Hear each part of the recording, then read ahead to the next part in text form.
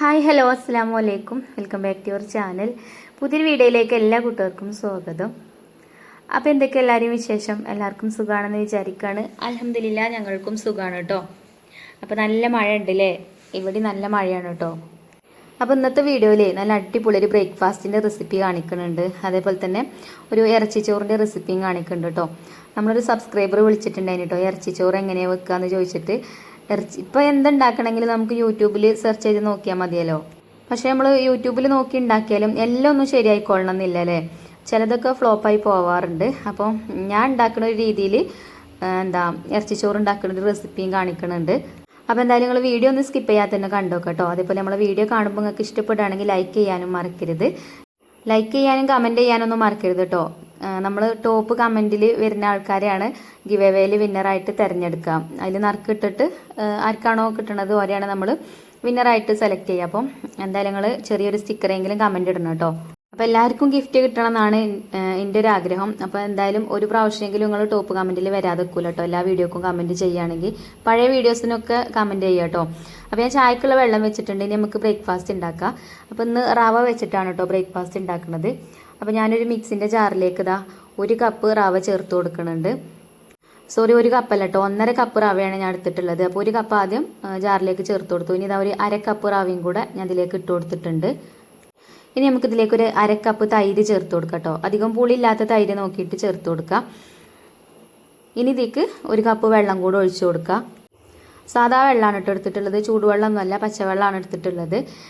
പിന്നെ ഒന്ന് മിക്സ് ചെയ്തെടുത്തതിന് ശേഷം വെള്ളം വേണമെന്നുണ്ടെങ്കിൽ കുറച്ചും കൂടെ ചേർത്ത് കൊടുക്കുക കേട്ടോ. റവയാകുമ്പോൾ പെട്ടെന്ന് വെള്ളം കുടിക്കും. അപ്പോൾ ഞാൻ അതൊന്ന് മിക്സ് ചെയ്തെടുത്തപ്പോൾ കുറച്ച് കട്ടിയായിട്ടാണ് കേട്ടോ ഉള്ളത്. അപ്പോൾ ഇത് അരഞ്ഞ് കിട്ടാൻ ബുദ്ധിമുട്ടാവും. അപ്പോൾ കുറച്ചും കൂടെ വെള്ളം ഒഴിച്ചു കൊടുക്കുന്നുണ്ട്.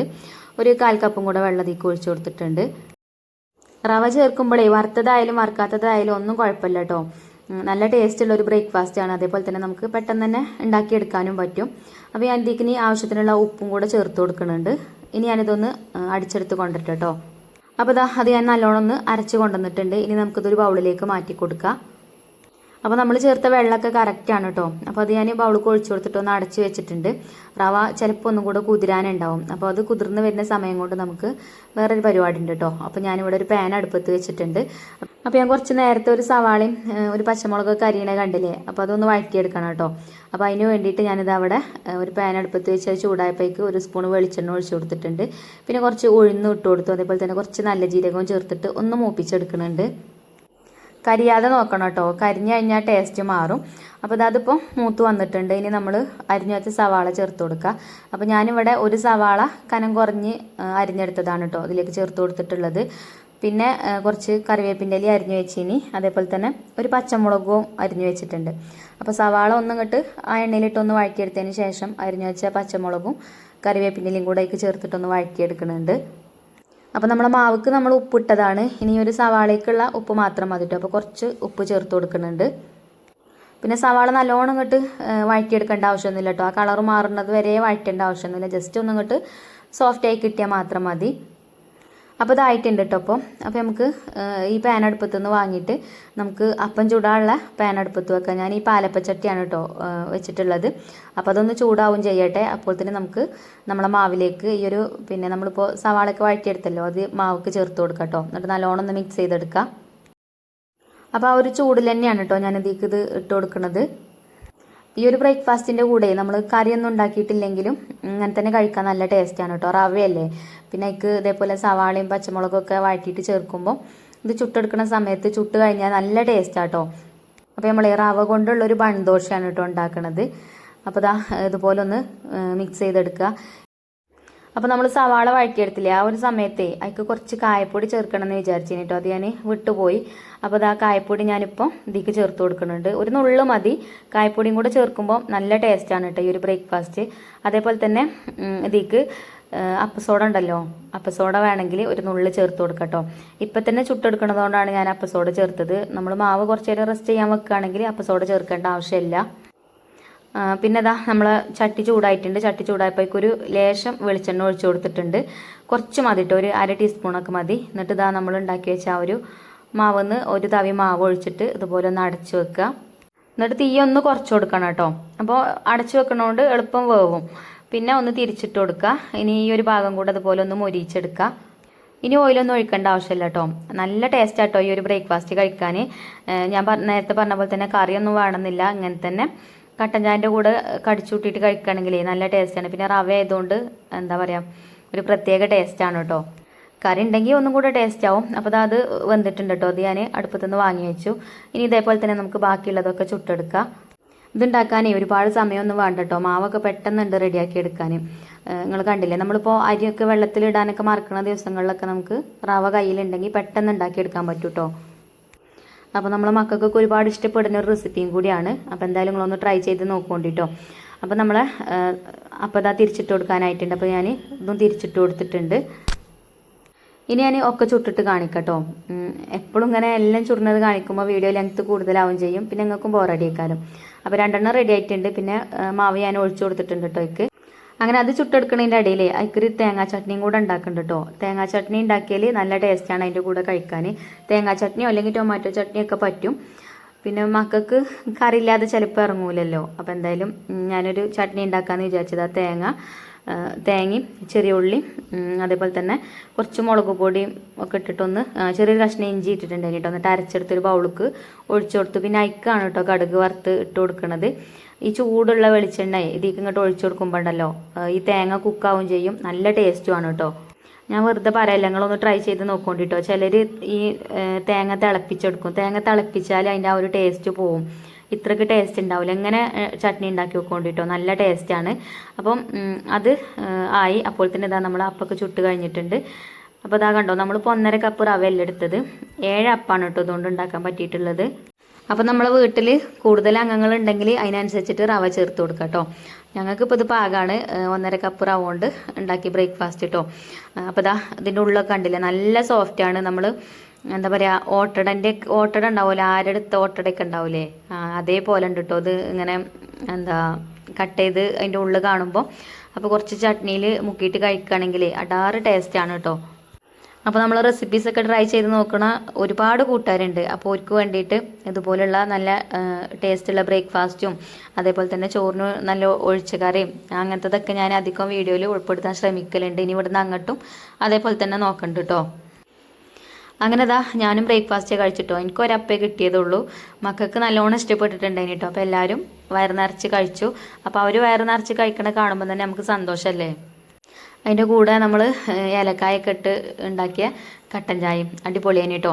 പിന്നെ നല്ല മഴയായതുകൊണ്ടേ പുറത്തേക്ക് ഇറങ്ങാൻ വയ്യ. നല്ല മഴ പറഞ്ഞാൽ നല്ല മഴയാണ് കേട്ടോ ഇന്നലെയൊക്കെ ഇവിടെ. അപ്പോൾ ചുരുക്കി പറഞ്ഞാൽ മുറ്റടിച്ചു വാരലൊന്നും ഇല്ല 2 ദിവസമായിട്ട്. മുറ്റത്തിൻ്റെ അവസ്ഥ നിങ്ങൾ കണ്ടിട്ടുണ്ടാവും. നല്ലോണം പുല്ലൊക്കെ മൂടി കിടക്കുന്നുണ്ട്. അപ്പോൾ ഇനി എന്തായാലും ഒന്നോ 2 വെയിൽ ഇങ്ങോട്ട് അരച്ച് കിട്ടട്ടെ, എന്നിട്ട് വേണം മുറ്റൊക്കെ ഒന്ന് റെഡിയാക്കാൻ. അപ്പോൾ എന്തായാലും നമ്മൾ ബ്രേക്ക്ഫാസ്റ്റ് കഴിച്ചു. പിന്നെ എനിക്ക് കുറച്ച് സ്റ്റോക്ക് എണ്ണാനൊക്കെ ഉണ്ടായിരുന്നു സ്റ്റോക്ക് റൂമിൽ. അപ്പോൾ അതൊക്കെ പോയി എണ്ണി ഒക്കെ റെഡിയാക്കി രജിസ്റ്ററിൽ എഴുതാനുള്ളതൊക്കെ എഴുതിയൊക്കെ വെച്ചു. പിന്നെ ഞാൻ ഇറച്ചി ചോറാണ് കേട്ടോ ഒന്ന് ഉച്ചക്കൊക്കെ ഉണ്ടാക്കുന്നത്. അപ്പോൾ അത് 1/2 കിലോ ബീഫുണ്ട്. നമ്മളൊരു സബ്സ്ക്രൈബർ എനിക്ക് വിളിച്ചിട്ടുണ്ടായിരുന്നു കേട്ടോ, നിങ്ങൾ ഇറച്ചി ചോറ് ഉണ്ടാക്കണ വീഡിയോ ഒന്ന് കാണിക്കൊണ്ടെന്ന് പറഞ്ഞിട്ട്. അപ്പം പലരും പല രീതിയിൽ ഉണ്ടാക്കും. ഞാൻ ഉണ്ടാക്കുന്ന ഒരു രീതി കാണിച്ചു തരാം കേട്ടോ. പിന്നെ 1/2 കിലോ ബീഫ് കഴുകിയാണ്ട് വെള്ളമൊക്കെ ചോരാൻ വേണ്ടി വെച്ചിട്ടുണ്ടേനെ. അത് ഞാനിപ്പോൾ ഒരു ഭംഗി ഇട്ടാൻ വേണ്ടിയിട്ട് വാഴൻ്റെലിയിൽ ഇട്ടതോട്ടോ, നമ്മൾ വീഡിയോ എടുക്കല്ലേ. പിന്നെ അതിലേക്ക് ചെറിയ 2 സവാള കട്ട് ചെയ്തെടുത്തിട്ടുണ്ട്. പിന്നെ ഒരു തക്കാളി, പിന്നെ ഇഞ്ചിയും വെളുത്തുള്ളിയും പച്ചമുളകും ചതച്ചതും കേട്ടോ.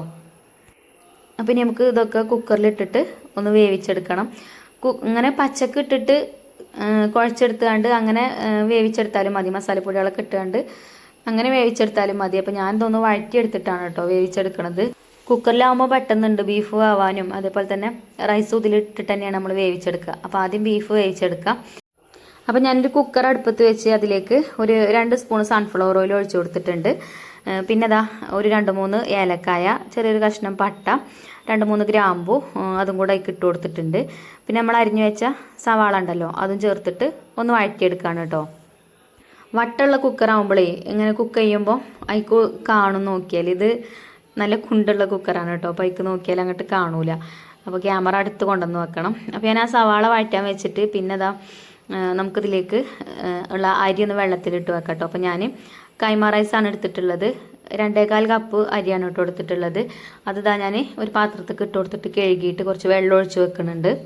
അപ്പോൾ നിങ്ങൾക്ക് ഇഷ്ടമുള്ള അരി എടുക്കട്ടോ. എനിക്ക് ഈ ഒരു അരി ഭയങ്കര ഇഷ്ടമാണ്. ഭയങ്കര സ്മെല്ലാട്ടോ ഇതിന്, നല്ല സ്മെല്ലാണ്. നെയ്ച്ചോറ് ഉണ്ടാക്കുകയാണെങ്കിലും ബിരിയാണി ഉണ്ടാക്കുകയാണെങ്കിലും ഒക്കെ. അപ്പോൾ ഞാൻ ഈ ഒരു അരിയാണ് എടുക്കുന്നത്. അപ്പോൾ അത് കഴുകി വെള്ളത്തിലിട്ട് വെച്ചിട്ടുണ്ട്. നിങ്ങൾക്ക് വേണമെങ്കിൽ ഇന്ത്യ ഗേറ്റിൻ്റെ അരിയോ ബസ്മതി റൈസൊക്കെ എടുക്കട്ടോ. ഇനിയിപ്പോൾ അങ്ങനത്തെ അരിയൊന്നും ഇല്ലെങ്കിലും സാധാ നമ്മൾ ചോറ് ഉണ്ടാക്കുന്ന അരി ഉണ്ടല്ലോ, അതായാലും മതി കേട്ടോ. അപ്പോൾ ഈ സവാള വഴറ്റിയെടുത്തതിന് ശേഷം ഇഞ്ചി, വെളുത്തുള്ളി, പച്ചമുളകും ചതച്ചത് ചേർത്ത് കൊടുത്തിട്ട് നല്ലോണം ഒന്ന് വഴറ്റി കൊടുക്കുന്നുണ്ട്. അപ്പോൾ ഇഞ്ചി, വെളുത്തുള്ളി, പച്ചമുളകൊക്കെ ഒന്ന് വഴന്ന് വന്നതിന് ശേഷം നമ്മൾ കട്ട് ചെയ്ത് വെച്ച് തക്കാളി ചേർത്തിട്ടുണ്ട്. ഞാൻ ഇവിടെ ഒരു തക്കാളിയാണ് കേട്ടോ എടുത്തിനത്, നല്ല പഴുത്തൊരു തക്കാളിയാണ് എടുത്തിട്ടുണ്ടായിരുന്നത്. അപ്പോൾ അതും ചേർത്തിട്ട് നമുക്കൊന്ന് വഴറ്റിയെടുക്കാം. പിന്നെ ഇതിലേക്ക് നമ്മളങ്ങനെ ഒരുപാട് മസാലകളൊന്നും ചേർത്ത് കൊടുക്കണില്ല കേട്ടോ.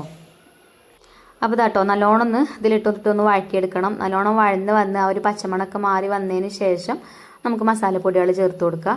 മസാലപ്പൊടികൾ ഞാൻ പറഞ്ഞ പോലെ ഒരുപാട് മസാലപ്പൊടികളൊന്നും ചേർത്ത് കൊടുക്കണില്ല. വലിയ ജീരകം പൊടിച്ചത് എന്തായാലും ചേർക്കണം കേട്ടോ. അപ്പോൾ ഇത് ആദ്യം ഞാനൊരു സ്പൂൺ ഗരം മസാല ചേർത്ത് കൊടുത്തിട്ടുണ്ട്.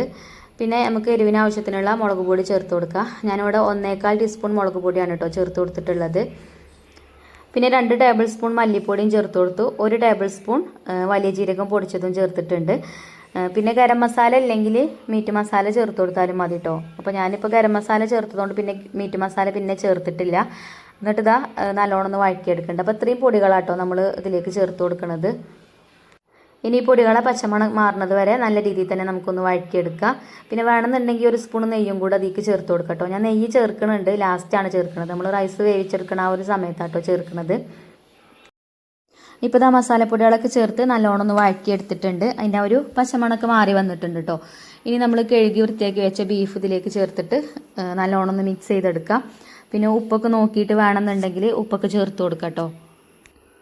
അപ്പോൾ ഇതാ ബീഫ് ഞാൻ ചേർത്ത് കൊടുത്തിട്ടുണ്ട്. ബീഫ് വെച്ചിട്ട് മാത്രമല്ല കേട്ടോ, ചിക്കൻ വെച്ചിട്ടും ഇതേപോലെ റൈസ് ഉണ്ടാക്കുക. ചിലർക്ക് ബീഫ് പറ്റൂലല്ലോ, ബീഫ് പറ്റാത്തവർക്ക് ചിക്കൻ വെച്ചിട്ടും ഇതുപോലെ ഉണ്ടാക്കിയെടുക്കാൻ പറ്റും കേട്ടോ. അപ്പോൾ ഇതാട്ടോ നല്ലോണം ഒന്ന് മിക്സ് ചെയ്തെടുത്തിട്ടുണ്ട്. ഇനി നമുക്കിതിലേക്ക് കുറച്ച് തൈര് ചേർത്ത് കൊടുക്കാം. തൈര് ഇല്ലെങ്കിൽ നാരങ്ങ നീരോ സുർക്ക എന്തെങ്കിലുമൊക്കെ ചേർത്ത് കൊടുക്കാം കേട്ടോ. കുറച്ച് പുളി കിട്ടാൻ വേണ്ടിയിട്ടാണ്. തൈരും ചേർത്തിട്ട് നല്ലോണം ഒന്ന് മിക്സ് ചെയ്തെടുത്തിട്ടുണ്ട്. അപ്പോൾ ഞാൻ കറിവേപ്പിൻ്റെ ഇടാൻ ഫസ്റ്റ് മറന്നു പോയതാട്ടോ. അപ്പോൾ കുറച്ച് കറിവേപ്പിൻ്റെ ഇലയും ചേർത്ത് കൊടുത്തിട്ടുണ്ട്. പിന്നെ ഉപ്പൊക്കെ നോക്കിയിട്ട് ഉപ്പ് കുറവാണ്. നമ്മൾ ബീഫിക്കുള്ള ഉപ്പ് ചേർത്തിട്ടില്ലല്ലോ, മസാലയ്ക്കുള്ള ഉപ്പല്ലേ ചേർത്തത്. അപ്പം ഉപ്പും ചേർത്ത് കൊടുത്തു. ഇനി കുറച്ച് വെള്ളം കൂടെ ഒഴിച്ച് കൊടുക്കുന്നുണ്ട് കേട്ടോ. നമുക്ക് ബീഫ് ഒന്ന് വെന്ത് കിട്ടണമല്ലോ. അപ്പോൾ 1 കപ്പ് വെള്ളം ഒഴിച്ചിട്ട് മിക്സ് ആക്കി കൊടുത്തതിന് ശേഷം കുക്കർ അടച്ച് വെച്ചിട്ട് നമുക്ക് വേവിച്ചെടുക്കാം. അപ്പം പല കുക്കറിനും പല വേവിക്കാറല്ലേ. ഇത് അധികം മൂപ്പില്ലാത്ത ബീഫാട്ടോ. അപ്പോൾ ഞാൻ ഒരു 5 വിസിൽ അടുപ്പിച്ചു ഹൈ ഫ്ലെയിമിലിട്ടിട്ട്. പിന്നെ ലോ ഫ്ലെയിമിലിട്ടിട്ട് ഒരു 2 വിസിലും അടുപ്പിച്ചു. അപ്പോൾ അത്യാവശ്യം വെന്തിട്ടുണ്ടായിന് കേട്ടോ ബീഫ്. അത്രയ്ക്ക് അങ്ങോട്ട് വേവേണ്ട ആവശ്യമില്ല, ഒരു 90% വെന്താൽ മതി. പിന്നെ നമ്മൾ റൈസ് വേവിച്ചെടുക്കുന്ന സമയത്ത് വെന്തോളും. ദമ്മിൽ കിടക്കുമ്പം അങ്ങനെയും വേവ് കിട്ടോ. അപ്പം എൻ്റെ ബീഫ് കുറച്ച് വേവേറിയിക്കണം, എന്നാലും കുഴപ്പമൊന്നുമില്ല. അപ്പോൾ എന്തായാലും ഞാൻ കുക്കറൊക്കെ വിസിലടിച്ച് അടുപ്പത്തു നിന്ന് വാങ്ങി വെച്ചു. പിന്നെ നമുക്ക് റൈസ് വേവിച്ചെടുക്കാനുള്ള വെള്ളമാണ് കേട്ടോ ഞാൻ അടുപ്പത്ത് വെച്ചത്. വെള്ളം അളന്നിട്ടാണ് അടുപ്പത്ത് വെച്ചിട്ടുള്ളത്. പിന്നെ ബീഫ് വേവിച്ച വെള്ളം ഉണ്ടാവും, അപ്പോൾ അത് കുറച്ചിട്ട് വേണം വെള്ളം ഒഴിച്ച് കൊടുക്കാൻ. അപ്പോൾ തിളച്ച വെള്ളം ഒഴിച്ചാലേ എളുപ്പമുണ്ട് കേട്ടോ. പിന്നെ അരി ഞാൻ ഊറ്റി വെച്ചിട്ടുണ്ട്. ഇനി ഇതാ ഈ ഒരു ബീഫ് ഞാൻ വേറൊരു പാത്രത്തേക്ക് മാറ്റിയിട്ട് ഇതിലത്തെ വെള്ളം ഒന്ന് അളന്നെടുക്കുന്നുണ്ട് കേട്ടോ. 1 കപ്പ് അരിക്ക് 1.5 കപ്പ് വെള്ളം എന്നുള്ള രീതിയിലാണ് കുക്കറിൽ നമ്മൾ ഇതേപോലെയുള്ള ചോറൊക്കെ ഉണ്ടാക്കുമ്പോൾ വെള്ളത്തിൻ്റെ അളവ് ചേർക്കുക കേട്ടോ. അപ്പോൾ ഞാനിവിടെ ഈ കുക്കറിലുള്ള വെള്ളം അളന്ന് നോക്കിയത് 2 കപ്പ് വെള്ളമുണ്ട്. അപ്പോൾ നമുക്കിപ്പോൾ ഒരു 3.5 കപ്പ് വെള്ളമാണ് കേട്ടോ വേണ്ടത്. അതിലിപ്പോൾ 2 കപ്പ് പിന്നെ ബീഫ് വേവിച്ച വെള്ളമുണ്ട്. പിന്നെ ഞാൻ തിളപ്പിച്ചെടുത്തിട്ടുണ്ട് ബാക്കിയുള്ള വെള്ളം കേട്ടോ. അപ്പോൾ നമുക്ക് ആദ്യം ഈ 2 കപ്പ് വെള്ളം ഉണ്ടല്ലോ, ബീഫ് വേവിച്ച വെള്ളം, അതാണ് കേട്ടോ കുക്കർക്ക് ആദ്യം ഒഴിച്ചു കൊടുത്തിട്ടുള്ളത്. പിന്നെ അതാ ഫ്ലെയിം ഓണാക്കി കൊടുത്തിട്ടുണ്ട്. അപ്പോൾ ഞാൻ ഈ ബീഫ് വേവിച്ച വെള്ളം ഒഴിച്ചു കൊടുത്ത കപ്പേ നമ്മൾ അരി അളന്നെടുത്ത കപ്പിന് 2 കപ്പാണ് കേട്ടോ. അതിൽ നിറയല്ല, ആ ഒരു അളവിനാണ് ഞാൻ ഇതിലേക്ക് ഒഴിച്ചു കൊടുത്തിട്ടുള്ളത് വെള്ളം. പിന്നെ നമ്മൾ തിളപ്പിച്ചെടുത്ത വെള്ളം അതിലേക്ക് ഒഴിച്ചു കൊടുത്തു. പിന്നെ അതാ അരി ഇട്ട് കൊടുക്കുന്നുണ്ട്. അപ്പോൾ ഇതാട്ടോ അരിയും ചേർത്ത് കൊടുത്തു. എന്നിട്ട് നമുക്ക് ഒന്ന് മിക്സ് ചെയ്തെടുക്കാം. ഇനി നമ്മൾ ബീഫ് വേവിച്ചതവിടെ മാറ്റി വെച്ചിരുന്നല്ലോ, അത് ഇതിലേക്ക് ചേർത്ത് കൊടുക്കട്ടോ. അപ്പോൾ ഇതിലും കുറച്ച് വെള്ളമുണ്ട്. അപ്പം വെള്ളം അതിനനുസരിച്ചിട്ട് ഞാൻ ഇതിലേക്ക് ഒഴിച്ചു കൊടുത്തിട്ടുള്ളൂ കേട്ടോ. അതുകൊണ്ട് പിന്നെ കുഴപ്പമൊന്നും ഉണ്ടാവില്ല. ഇല്ലെങ്കിൽ റൈസ് ആകെ വേവേറിപ്പോവും വെള്ളത്തിൻ്റെ കണക്ക് തെറ്റിക്കഴിഞ്ഞാൽ. എൻ്റെ ബീഫ് ഏതായാലും നല്ലോണം വെന്തിക്കണം കേട്ടോ. അപ്പം ഇനി നല്ലോണം അങ്ങോട്ട് ഉടഞ്ഞു പോയിട്ടൊന്നുമില്ല, അത്യാവശ്യം വെന്തിട്ടുണ്ട്. അപ്പോൾ ദാ ഇനി ഇതിലേക്ക് ഞാനൊരു സ്പൂണ് നെയ്യും കൂടെ ചേർത്ത് കൊടുക്കുന്നുണ്ട്. ഇനി ഇതിലേക്ക് കുറച്ച് മല്ലിയിലയും കൂടെ ചേർത്ത് കൊടുക്കണം കേട്ടോ. അപ്പോൾ ഞാൻ അവിടെ ഒരു തണ്ട് മല്ലിയില അരിഞ്ഞു വെച്ചിട്ടുണ്ട്, അതും ചേർത്ത് നമുക്ക് ഒന്ന് മിക്സ് ചെയ്തെടുത്തതിന് ശേഷം കുക്കർ അടച്ചിട്ട് ഒറ്റ വിസിൽ മതി കേട്ടോ. ഒരു വിസിലടിച്ച് നമുക്ക് ഓഫ് ചെയ്യാം. അപ്പോൾ ഞാൻ കുക്കർ അടച്ച് വെച്ചിട്ട് ഒരു വിസിലടുപ്പിച്ചിട്ട് വേവിച്ചെടുക്കട്ടെ, എന്നിട്ട് വെന്തിട്ട് കാണിക്കട്ടെ ഇനി. അപ്പോൾ കുക്കർ ഒരു വിസിലടിച്ച് ഞാൻ ഓഫ് ചെയ്തിട്ടുണ്ടേനും. പിന്നെ കുറച്ച് പ്രഷർ ഞാൻ കളഞ്ഞു കേട്ടോ, മുഴുവൻ പ്രഷർ പോയിട്ടില്ല, ഇനി കുറച്ച് പ്രഷർ ഞാൻ കളഞ്ഞു. എന്നിട്ട് ഇതാ തുറന്ന് നോക്കിയിട്ടുണ്ട്. അപ്പോൾ ഇതാ നമ്മളെ റൈസൊക്കെ പാകത്ത് വേവായിട്ട് കിട്ടിയിട്ടുണ്ട്. ഇനി കുക്കർ തന്നെ ഇട്ട് ഇളക്കി കഴിഞ്ഞാൽ ചോറാകെ ഉടയും. അപ്പോൾ നമുക്ക് വേറൊരു പാത്രത്തേക്ക് മാറ്റി കൊടുക്കാം, എന്നിട്ട് മിക്സ് ചെയ്തെടുക്കാം കേട്ടോ. അപ്പോൾ ഞാനിത് അവിടെ വേറൊരു പാത്രത്തേക്ക് മാറ്റി കൊടുത്തിട്ടുണ്ട്.